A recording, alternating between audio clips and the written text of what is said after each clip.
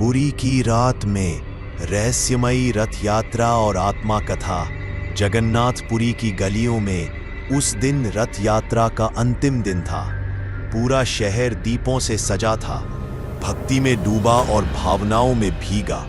लेकिन उस भीड़ में एक कोना ऐसा था जहां कोई मुस्कुरा नहीं रहा था। 25 साल का अनिरुद्ध एक कोने में खड़ा बस एक तस्वीर को निहार रहा था, अपने छोटे भाई मयंक की, जो पिछले साल इसी दिन रथ यात्रा के ठीक बाद गायब हो गया था। उस दिन मयंक ने कहा था, भैया रात की रथ यात्रा भी देखूंगा जो सिर्फ भाग्यशाली लोग देखते हैं। और फिर वो कभी नहीं लौटा। अनिरुद्ध के चेहरे पर आंसू थे, पर आंखों में थी एक कसक। इस बार मैं उस रहस्य को जरूर सुलझाऊंगा। आधी रात पुरी की गलियां वीरान हो चुकी थीं, लेकिन मंदिर के पीछे वाले रास्ते से अचानक शंख, ढोल और रथ के पहियों की आवाजें आने लगी। अनिरुद्ध ने देखा एक विशाल रथ सफेद रोशनी में नहाया हुआ धीरे धीरे मंदिर की ओर बढ़ रहा था। लेकिन रथ को खींचने वाले कोई मनुष्य नहीं थे। वो छायाएं थी, शरीर रहित धुएं जैसी आकृतियां जिनके चेहरे नहीं थे। और सबसे आगे खड़ा था मयंक, लेकिन उसकी आंखें काली थी, होठ सीले हुए और शरीर हवा में तैर रहा था। भैया रथ को छूना मत। एक सर्द हवा चली और पूरा दृश्य गायब हो गया। अनिरुद्ध वहीं जमीन पर गिर पड़ा, कांपता हुआ। सुबह अनिरुद्ध का चेहरा पीला पड़ चुका था।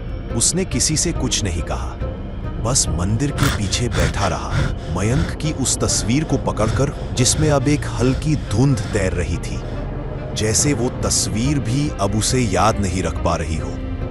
वह मंदिर के पुजारी के पास गया। पुजारी ने कांपती आवाज में कहा, उस रथ को जिसे तुमने देखा वो मृत रथ है।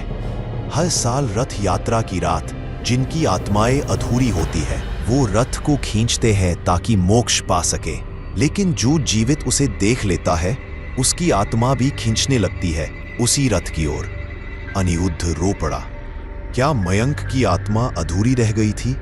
क्या वो मोक्ष नहीं पा सका? पुजारी ने बताया, पुरी के नीचे मंदिर के ठीक नीचे एक आत्मा मार्ग है जिसे रथ शिला पथ कहा जाता है। वहां आत्माओं का युद्ध होता है और हर साल एक नई आत्मा बलिदान लेती है। अनिरुद्ध समझ चुका था मयंक उस रात गलती से उस मार्ग पर चला गया था और अब उसे किसी जीवित इंसान की आत्मा चाहिए ताकि वो मुक्त हो सके। शब्द गूंजे, भैया रथ को छूना मत। लेकिन अब बहुत देर हो चुकी थी। उसी रात अनिरुद्ध ने तय किया वो रथ शिला पथ में प्रवेश करेगा। पुजारी ने रोका, पर देर हो चुकी थी। उसने एक दरवाजा खोला जो मंदिर की सीढ़ियों के नीचे था। अंधेरे से भरा एक अजीब सी सीटी बज रही थी। जैसे ही अनिरुद्ध नीचे गया, दीवारों पर अजीब चित्र उभरने लगे और फिर उसके सामने खुद उसका बचपन खड़ा था। भैया इस बार मैं नहीं, तुम्हें रथ खींचना होगा। और दरवाजा अपने आप बंद हो गया। रथ शिला पथ और आत्माओं की अंतिम यात्रा। अनिरुद्ध का शरीर कांप रहा था, लेकिन पैर रुक नहीं रहे थे, जैसे कोई अदृश्य शक्ति उसे नीचे खींच रही हो। मंदिर के तहखाने से नीचे उतरते ही एक सीढ़ी घुमावदार सुरंग में बदल गई। हर दीवार पर उकेरे चित्र अब जिंदा हो रहे थे। एक चित्र में उसने देखा एक बच्चा जो रथ खींच रहा है और रथ के पहिए उसके शरीर को कुचल रहे हैं। अनिरुद्ध ने फुसफुसाहट सुनी, हर साल एक आत्मा, हर साल एक बलिदान। और फिर दीवार से उसकी मां की आवाज गूंजी, बेटा उसे मत देखना वरना तुम भी लौट नहीं पाओगे। अचानक सुरंग एक खुले चबूतरे में बदल गई, जहां सैकड़ों आत्माएं बिना चेहरों के एक घेरा बनाए खड़ी थीं। बीच में रखा था मृत रथ जो लोहे की जंजीरों से बंधा था और उस पर बैठा था सूत आत्मा जो हर साल रथ यात्रा का संचालन करता है लेकिन जीवित नहीं है। सूत आत्मा बोला, तू जीवित है लेकिन भीतर से खाली। अब तेरा समय है। अनिरुद्ध चौंक गया, मयंक कहाँ है? और तभी एक आत्मा सामने आई। मयंक की आत्मा, लेकिन उसका चेहरा जला हुआ था, आंखें स्याह, होंठ सीले हुए। अनिरुद्ध ने मयंक को गले लगाने की कोशिश की, लेकिन एक झटका लगा और मयंक पीछे चला गया। फिर सूत आत्मा की फूंक से मयंक बोलने लगा, भैया, उस रात मैंने खुद रथ को छू लिया था। अब मेरी आत्मा अधूरी है, लेकिन अगर कोई अपना स्वेच्छा से मेरा स्थान ले ले तो मैं मुक्त हो सकता हूं। अनिरुद्ध फूट पड़ा। उसने मयंक को गले लगाते हुए कहा, अगर मुझे मरना भी पड़े तो मैं तैयार हूं, लेकिन तुझे यूं अधूरा नहीं रहने दूंगा। जैसे ही अनिरुद्ध ने यह कहा, रथ अपने आप हिलने लगा, जंजीरें खुल गईं और आत्माओं ने तालियां बजाई। एक अजीब भयावह ताली। सूत आत्मा बोला, तू सोच रहा था ये तेरा बलिदान है, लेकिन सच तो ये है, मयंक कभी मर ही नहीं गया था। उसकी आत्मा को हमने अपने में मिला लिया था और अब तुझे जिंदा नहीं छोड़ सकते। सैकड़ों आत्माएं अनिरुद्ध की ओर बढ़ने लगी और रथ के पहिए अपने आप घूमने लगे। अचानक एक और आत्मा सामने आई, एक लड़की जिसकी आंखों में थी चमक और हाथ में था रुद्राक्ष। उसने सूत आत्मा को ललकारा, बस बहुत हुआ, इस बार कोई बलिदान नहीं होगा। अनिरुद्ध बेहोश हो गया और जब उसने आंख खोली तो वो लड़की बोली, मेरा नाम है वैदिका और मैं जानती हूं रथ यात्रा के पीछे की असली साजिश, और तुम्हारा भाग्य इससे कहीं बड़ा है। अब शुरू होगी असली यात्रा, आत्माओं के रहस्य को उजागर करने की। पुरी की आत्माओं की साजिश और वैदिका का रहस्य। अनिरुद्ध अब किसी और ही दुनिया में था। उसके सामने बैठी थी वैदिका, शांत, लेकिन आंखों में वो लपटें थीं जो अनिरुद्ध ने पहले कभी नहीं देखी। सामने जल रहा था एक छोटा सा यज्ञ, जहां रुद्राक्ष और तुलसी के साथ कुछ काले तावीज जल रहे थे। तुमने मयंक को देखा, लेकिन जो तुमने नहीं देखा वो है श्रापित रथ यात्रा। पुरी की इस रात में केवल भगवान की आत्मा नहीं चलती, उन सब की आत्माएं भी, जिनका बलिदान इस रथ को चलता रखने के लिए हुआ। अनिरुद्ध के रोंगटे खड़े हो गए। वैदिका ने एक पुराना ग्रंथ खोला। उसमें लिखा था, जब पहली बार जगन्नाथ जी का रथ बना तब रथ नहीं चला। तब राजा ने एक ब्राह्मण परिवार की बलि दी और तभी से हर साल एक आत्मा चाहिए होती है इस रथ को चलाने के लिए। अनिरुद्ध ने कांपती आवाज में पूछा, तो क्या ये पूरी यात्रा ही श्रापित है? वैदिका ने कहा, अगर बिना आत्मा के चले तो पुरी पर प्रलय आएगा, इसलिए हर साल आत्मा चुनी जाती है और इस बार वो तुम हो। अनिरुद्ध ने पूछा, लेकिन तुम कौन हो और तुम क्यों मदद कर रही हो? वैदिका ने अपना हाथ दिखाया जिसमें एक पुराना जले का निशान था। मैं भी एक बलिदान थी। मुझे रथ ने बचपन में खींचा, लेकिन मेरी दादी एक तांत्रिक थी, उसने मुझे वापस बुला लिया, लेकिन मेरी आत्मा का एक हिस्सा अब भी उस रथ में कैद है। मैं तुमसे इसलिए जुड़ी हूं क्योंकि तुम्हारी आत्मा में एक शक्ति है, एक ऐसी रोशनी जो आत्माओं को मुक्ति दे सकती है। अनिरुद्ध की आंखों में आंसू थे। क्या मैं मयंक को बचा सकता हूं? वैदिका ने कहा, हां, लेकिन कीमत चुकानी होगी। अचानक हवा में शंखनाद गूंजा।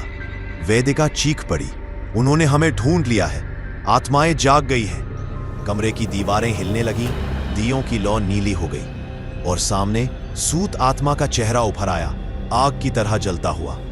अनिरुद्ध, तुम मेरे हो चुके हो, अब कोई तुम्हें नहीं बचा सकता। वैदिका ने तुरंत मंत्र पढ़ा और अनिरुद्ध का हाथ पकड़ा। चलो अभी चलते हैं रक्त द्वार की ओर, जहां आत्माओं को अंतिम मोक्ष मिल सकता है या शाश्वत बंधन। वैदिका और अनिरुद्ध मंदिर के गुप्त मार्ग से नीचे उतरे। सामने एक पत्थर का लाल द्वार था, रक्त द्वार, जिसके ऊपर लिखा था, जो गया वो लौटा नहीं, जो लौटा वो इंसान नहीं रहा। द्वार अपने आप खुला और अंदर से आवाज आई, मयंक। और वैदिका ने कहा, अब वो समय है जब रथ यात्रा के असली देवता का चेहरा सामने आएगा और तुम जानोगे कि ईश्वर और आत्मा में फर्क क्या है।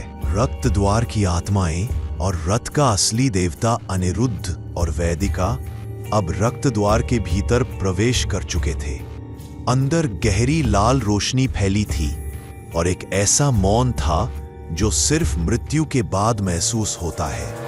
दीवारों पर इंसानों के नाम खुदे थे, सैकड़ों, शायद हजारों, और हर नाम के नीचे लिखा था, यात्रा पूरी नहीं हुई। अनिरुद्ध ने कांपते हुए पूछा, क्या ये सब आत्माएं अधूरी है? वैदिका ने जवाब नहीं दिया। उसने सिर्फ एक नाम की ओर इशारा किया, मयंक अनिरुद्ध वर्मा, जो वहां पहले से लिखा हुआ था। अचानक गहरी गूंजती हुई आवाज आई, तुम आ ही गए अनिरुद्ध। अंधेरे में एक विशाल छाया उभरी, न इंसान न आत्मा, बल्कि एक ऐसा प्राचीन रूप जो रथ के पहिए से बना था, जिसके चारों ओर हड्डियां लिपटी थी और माथे पर था त्रिनेत्र। मैं हूं रथ देव और इस यात्रा का संचालन करता हूं। ईश्वर नहीं हूं, पर मुझे मोक्ष देने का अधिकार है। अनिरुद्ध चीख पड़ा, मयंक को क्यों लिया? रथ देव ने कहा, क्योंकि उसकी आत्मा में प्रेम था और प्रेम करने वाली आत्माएं सबसे शक्तिशाली होती हैं। और अब तुम्हारी बारी है। जैसे ही रथ देव आगे बढ़ा, वैदिका ने अनिरुद्ध को पीछे धकेला और मंत्र पढ़ने लगी। उसके शरीर से उजाला निकलने लगा। मैं वही आत्मा हूं जिसे तुमने अधूरी छोड़ा था। मैंने जीवन में प्रेम किया था, लेकिन मेरी आत्मा को तुमने मोक्ष नहीं दिया। अब मैं अपना बदला नहीं, अपने कर्म को पूर्ण करने आई हूं। रथ देव रुका और वैदिका की आंखों से आंसू बहने लगे। अनिरुद्ध अब कुछ नहीं समझ पा रहा था। तुम कौन हो वैदिका? उसने कहा, मैं भी कभी किसी की बहन थी और मुझे भी उसी रात बलि चढ़ा दिया गया था, रथ को चलाने के लिए। रथ देव ने हंसते हुए कहा, अब दोनों आत्माएं तैयार हैं, एक प्रेम में और एक प्रतिशोध में। अब यह रथ फिर से चल सकेगा। फिर उसने आदेश दिया, अनिरुद्ध, या तो तुम मयंक की जगह लो या वैदिका बलिदान बने, क्योंकि रथ एक आत्मा से कम नहीं चलता। अनिरुद्ध ने कांपते हुए मयंक की तस्वीर निकाली। मुझे ले लो। लेकिन उसी क्षण वैदिका आगे बढ़ी। नहीं, मैं जाऊंगी, मेरी आत्मा पहले से अधूरी है। और फिर उसने अपनी छाती में एक अग्नि त्रिशूल घुमा लिया। चारों ओर लाल उजाला छा गया। रथ देव पीछे हट गया और मयंक की आत्मा आकाश में उठ गई, मुक्त। रथ अब शांत था, लेकिन रथ देव ने जाते जाते एक रहस्य छोड़ दिया।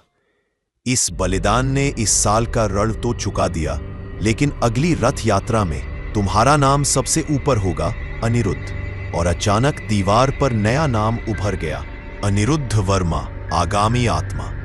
वैदिका अब नहीं थी, लेकिन उसकी राख से एक रुद्राक्ष अनिरुद्ध के हाथ में गिरा। अब बचने का एक ही रास्ता है, रथ यात्रा को हमेशा के लिए रोकना या आत्मा बन जाना। रथ यात्रा का अंतिम युद्ध और मोक्ष की सच्ची परिभाषा पूरी की हवाओं में अब वैदिका की राख खुल चुकी थी। अनिरुद्ध उसी रुद्राक्ष को मुट्ठी में भींचे शून्य में ताक रहा था। मयंक की आत्मा मुक्त हो गई थी, लेकिन अनिरुद्ध का मन कैद हो गया था। वो सोचता रहा, कितनी आत्माएं, कितने नाम, किसी को मोक्ष मिला, किसी को बलिदान, और मुझे मिला ये श्राप कि अगला मैं हूं। वो पहली बार टूटा, फूट फूट कर रोया, क्योंकि अब उसे मृत्यु से डर नहीं लगा, बल्कि अगले साल के रथ से लगा, जिसे चलाने के लिए वो खुद एक यात्री आत्मा बन जाएगा। 1 साल बीत चुका था। पुरी में फिर वही रथ यात्रा की तैयारी। लाखों लोग नाचते गाते जय घोष करते, लेकिन उन्हें क्या पता, इस बार रथ खींचने वालों में एक आत्मा भी है। अनिरुद्ध ने खुद को भीड़ में छुपा रखा था, पर जैसे ही रथ आगे बढ़ा, हवा में फिर वही पुरानी चीखें गूंजने लगी, तू आया है अनिरुद्ध, अब रथ चलेगा। सूत आत्मा लौट आया और उसके साथ वे आत्माएं जो पिछले हजारों वर्षों से इस रथ के नीचे कुचली गई थी। पुरी की सड़कों पर लोगों ने देखा रथ हवा में उठा और चारों ओर काली आंधियां चलने लगी। अनिरुद्ध ने सामने जाकर रथ को रोका। उसने चिल्लाकर कहा, अगर हर साल एक आत्मा चाहिए तो लो मेरी आत्मा, लेकिन अब और कोई नहीं मरेगा। लेकिन तभी रथदेव प्रकट हुआ। उसकी आंखों से ज्वाला और शरीर से हड्डियों की आवाज। तू समझता है ये बलिदान रोक सकता है इस श्राप को? मैं परंपरा हूं, मैं शक्ति हूं, मैं ही मोक्ष का मार्ग हूं।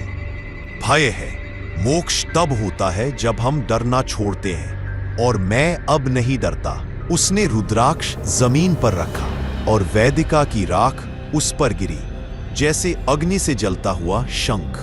चारों ओर उजाला हुआ। रथदेव चीखा, तू मुझे नहीं रोक सकता। लेकिन अब अनिरुद्ध के शरीर से प्रकाश निकल रहा था। हजारों आत्माओं की परछाइयां उसके पीछे थीं, जिन्होंने पहली बार स्वतंत्रता महसूस की। वैदिका की आत्मा भी प्रकट हुई। अनिरुद्ध, अब तू रथ का संचालक नहीं, तू रथ का उद्धारक बन गया है।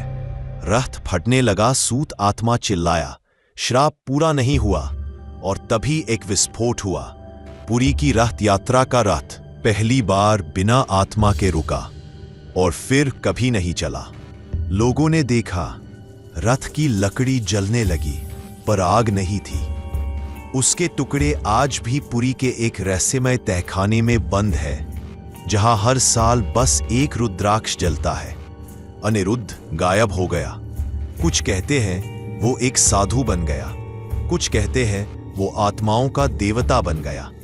लेकिन आज भी जो भी व्यक्ति रथ यात्रा की रात उस बंद तहखाने के पास जाता है, उसे एक आवाज सुनाई देती है, मोक्ष बलिदान से नहीं, सत्य से मिलता है। कहानी यहीं खत्म होती है, लेकिन काला साया अब भी जिंदा है, शायद आपके बहुत करीब है। अगर ये कहानी आपको पसंद आई हो तो वीडियो को लाइक जरूर करें, इसे अपने दोस्तों और परिवार के साथ शेयर करें। कौन जाने उनके पीछे भी कोई साया चल रहा हो। और हाँ, अगर अगली बार आप पहले डरना चाहते हैं तो सब्सक्राइब करना मत भूलिए, क्योंकि अगला साया शायद आपका नाम जानता है।